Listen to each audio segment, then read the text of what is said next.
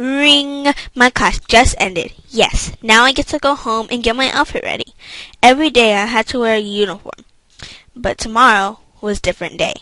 I did not know what to tell the teacher about what those girls had said to me. I was in the 5th grade, and it was at Brandenburg Elementary School. I paid $2 to have a free dress day. This was on a Wednesday. Tomorrow is a Thursday. The day. Me and my best friends were all talking about it. A group of girls just came over and started telling us our outfits were going to be hideous. In my mind, I was thinking, how rude. I was so mad I was crying when I got home. I was still happy, but yet I was still so mad. I told my mom what had happened. She told me no one could judge you, only if you let them. I was so glad she helped me make a huge decision. The next day I wore my favorite outfit. I went to school, and the same group of girls just made fun of what I was wearing. I just looked at them and just told them, whatever. You can't make me feel bad from what the stuff I like to wear. I started to feel really, really good after what I had said to her and her friends, she may call. I just had a blast. Almost everyone liked my clothes. Then we laughed and played while learning. I went home and told my mom, and she was so proud of me that I actually stood up for myself. Well, I should say 1 year has came and gone since I've been bullied in school from the same situation. Every time I pass by my old elementary school, I get a flashback on that same bullying situation. I learned to make sure I don't let anyone get to me and my feelings on what I like.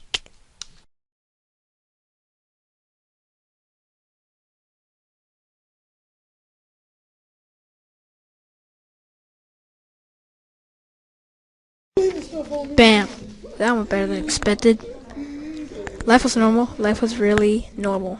I went to school, went back home, and kept learning. I got to play with friends and family. It was lots of fun. One day it changed. My brother Henry had a problem at school. He was being bullied by kids in his grade. Henry was in kindergarten, and I was in the 3rd grade when it happened. When we got home, Henry told me the problem. I told him to go and tell them to stop.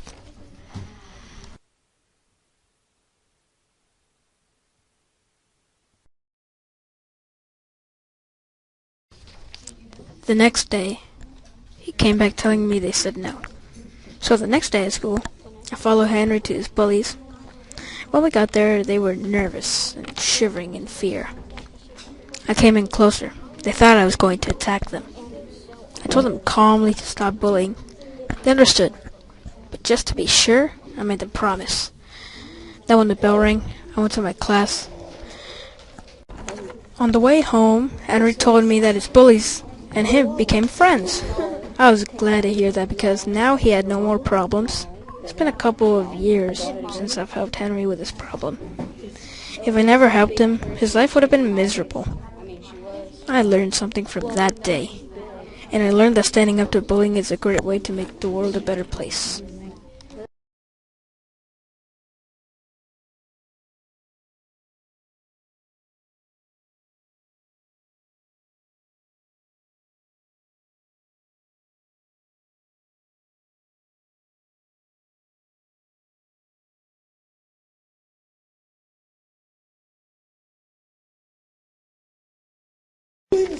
Bam!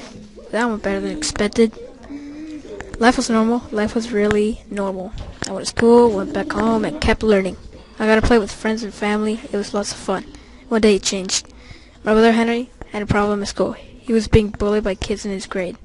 Henry was in kindergarten, and I was in the 3rd grade when it happened. When we got home, Henry told me the problem. I told him to go and tell them to stop.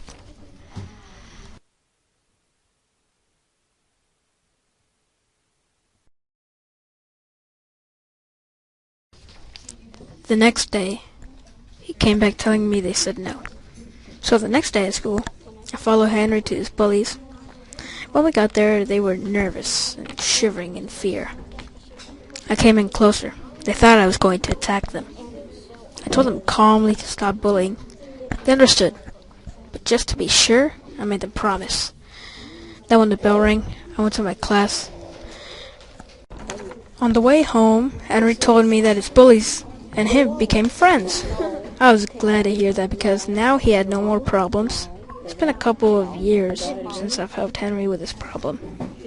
If I never helped him, his life would have been miserable. I learned something from that day, and I learned that standing up to bullying is a great way to make the world a better place.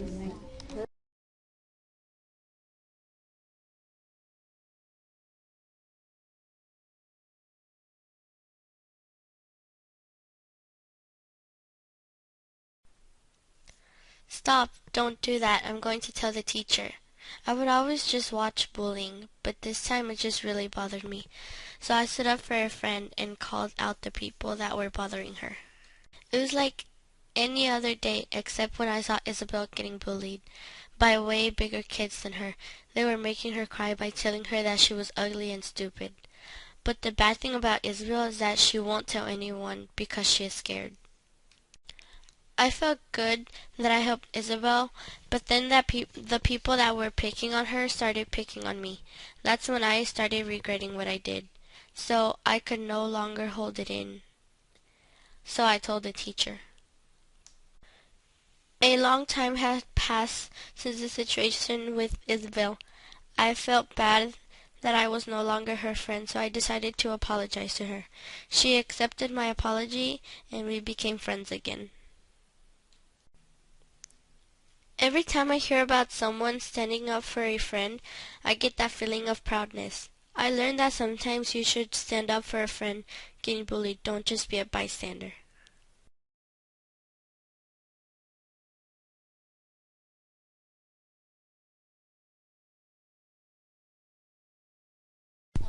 Pow! I received the first punch. Standing up for someone is something I don't do, but today I did. I wouldn't let anyone touch the person I loved. Mom said he was different. She had noticed and felt something was wrong with my brother. She told me to look after my brother. I saw that the older boys picked on him. I kept it to myself to see what would happen. I regret that. I saw all the big, strong boys surrounding my brother. I was so shocked. My mouth swung open. I asked the other kids what was going on. Everyone said the big boys were going to beat up my brother. I only had two choices, either to run and get help or stand up for him. I decided to get in the middle. I pushed my brother out of the way. I received the punch, and my brother ran for help. The other kids ran for help too. I hit the boy back after he couldn't even get up. I explained everything and got out of trouble. The boys and my brother became friends. Many months have come and gone since I stood up for someone. Every time I see my brother cry, it reminds me of those nights I had to rock him to sleep because he was so scared. I learned that running away from the problem is not going to stop it, but maybe confronting it might. Just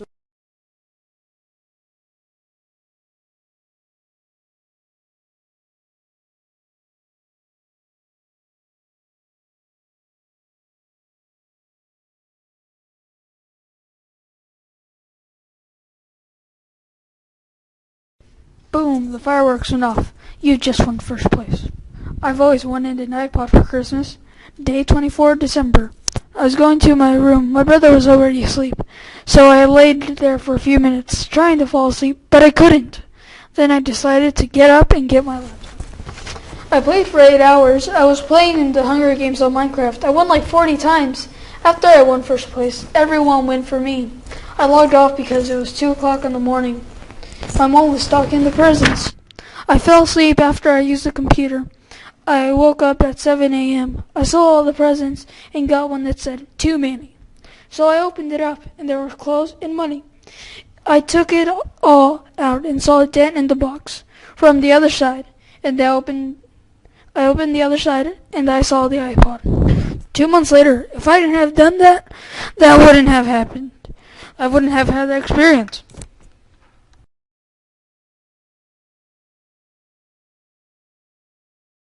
The first cart went down. I would have never thought I would ride a big roller coaster, especially at Six Flags. But I was in the line, and I never thought I would be in that line, or even get on that ride.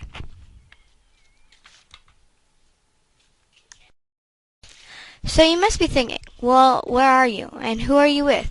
So I was at Six Flags with a few friends and family. The reason why I came was so my dad would trick me to get onto a big roller coaster. Actually, he would have got me on the biggest, the Titan. I hated the idea, but I had no choice. Yes, that was my only option. So, I decided to just get it over with. We got on the ride, and with a gut-wrenching pain, thinking I was going to die.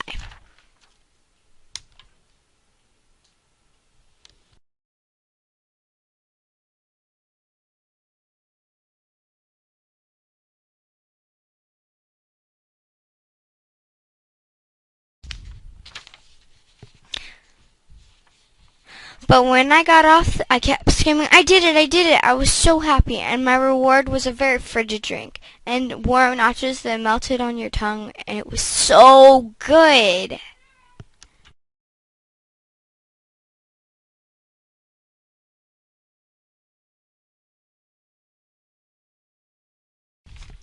Now I get on any ride, like the Sky Scream or the Superman. But my favorite was the Texas ride. I loved that one. But on every one I felt like I was going to fly out. But there's nothing wrong with a little fear. But it's been a long time. But each time I think or pass by Six Flags, I think I defeated my fears here. I learned that just because a ride or anything looks scary doesn't mean it actually is. Maybe you